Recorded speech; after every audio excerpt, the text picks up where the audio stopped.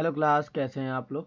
तो आज के टॉपिक में हम बात करने वाले हैं 11th क्लास की पॉलिटिकल थ्योरी का चैप्टर जो इक्वालिटी है ना। तो आज हम इक्वालिटी के कुछ क्वेश्चन को हम सॉल्व करेंगे, जो एनसीईआरटी के क्वेश्चन है। आज हम उसको सॉल्व करेंगे क्लास। तो कहता है कुछ लोगों का तर्क है कि असमानता प्राकृतिक है, जबकि अन्य का कहना है कि समानता प्राकृतिक है। और जो असमानताएं हम अपने चारों ओर देखते हैं वे समाज के द्वारा बनाई गई है। आप किस दृष्टिकोण का समर्थन करते हैं, अपना कारण दीजिए। मतलब हमारे पास जो असमानता दिखाई पड़ती है वह दो टाइप की असमानता दिखाई पड़ती है। कौन कौन सी दिखाई पड़ती है? तो हमारे पास जो दो टाइप की असमानताएं दिखाई पड़ती है उसे हम बोलते हैं, पहला प्राकृतिक असमानता, और दूसरा जो हमारे पास असमानता होती है उसे हम कहते हैं सामाजिक असमानता, जिसे हम कहते हैं नेचुरल एंड सोशल। तो हमारे पास जो प्राकृतिक असमानता होती है वह कौन सी असमानता होती है, आइए बात करते हैं। कहता है कि ये असमानताएं शारीरिक, मानसिक, भावनात्मक, व्यक्तिगत गुणों में अंतर के कारण उभरी होती है। मतलब जो प्राकृतिक असमानता होती है ये प्रकृति ने व्यक्ति को जन्म के साथ देती है, जिसमें व्यक्ति का शरीर दूसरों से अलग होता है, उनका दिमाग दूसरों से अलग होता है, उनके सोचने के तरीके अर्थात भावनात्मक जो फीलिंग होती है वो दूसरों से अलग होती है। यह हर व्यक्ति के अंदर जो गुण होते हैं वो अलग अलग देखने को मिल जाती है, और इस प्रकार के जो गुण होते हैं यह एक टाइप के प्राकृतिक असमानताओं में से एक मानी जाती है।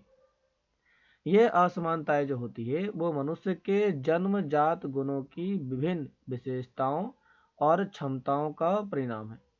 मतलब इस प्रकार के जो गुण हम देखते हैं, इस प्रकार के गुण मनुष्य के अंदर जन्म के साथ ही पैदा होते हैं, और ये उनकी विशेषता को और उनकी क्षमता को दिखाने का काम करते हैं। इन प्राकृतिक विभिन्नताओं को बदला नहीं जा सकता है, क्योंकि ये व्यक्ति को जन्म के साथ ही प्राप्त होते हैं। मतलब कह सकते हैं कि ये जो है यह एक टाइप का जेनेटिक है, जो व्यक्ति को जन्म के साथ मिलते हैं, और जन्म के साथ मिलने के बाद ये मरने के साथ खत्म हो जाते हैं। इसमें कभी भी किसी भी प्रकार का कोई बदलाव आपको देखने को नहीं मिलेगा। इसी प्रकार से हमारे पास जो दूसरी असमानता होती है उसे हम कहते हैं सोशल इनइक्वालिटी या सामाजिक असमानता कहते हैं।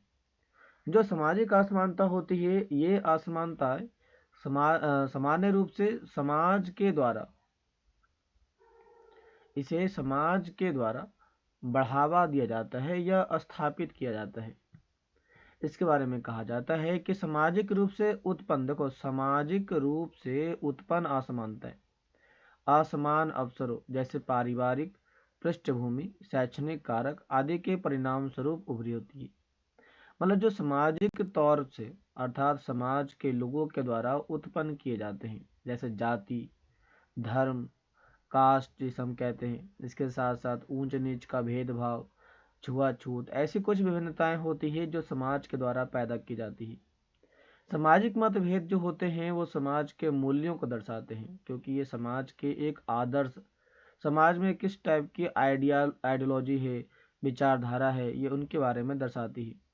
जो अन्यायपूर्ण प्रतीत होता है, क्योंकि समाज को उनको भेदभाव को बढ़ावा देता है जो समाज के खिलाफ दिखाई पड़ता है।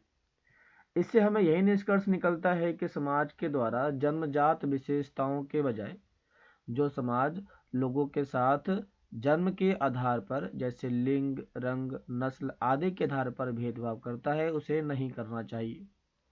कहता है कुछ प्राकृतिक अंतर भी परिवर्तनशील हो गए हैं, मतलब आज के टाइम में हम उसे बदल सकते हैं चिकित्सक विज्ञान अर्थात मेडिकल साइंस के द्वारा और टेक्नोलॉजी में डेवलपमेंट के द्वारा। विकलांग व्यक्तियों को अच्छा बना सकते हैं और काले व्यक्तियों को गोरा बना सकते हैं। इस प्रकार की तकनीक हमारे यहाँ देखने को मिल जाती है, और यही तकनीक जो होती है वह डेवलपमेंट को प्रमोट करती है, विकसित करने में महत्वपूर्ण भूमिका निभाती है। तो हमने इस क्वेश्चन से ये समझा कि इस क्वेश्चन के अंदर किन चीज़ों के बारे में बताने का प्रयास कर रहा है और किसके बारे में कहना चाहता है।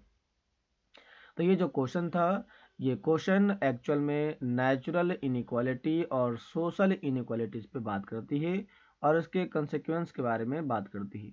आशा करता हूँ कि आपको ये क्वेश्चन समझ में आ चुका होगा। इसके साथ नेक्स्ट वीडियो में हम इसके नेक्स्ट क्वेश्चन के ऊपर चर्चा करते हैं। मैं ये वीडियो छोटा छोटा बना रहा हूँ ताकि आपको हर क्वेश्चन सही से समझ में आ सके, और आपको जो भी डाउट हो आप कमेंट बॉक्स में डाल सकते हैं। धन्यवाद।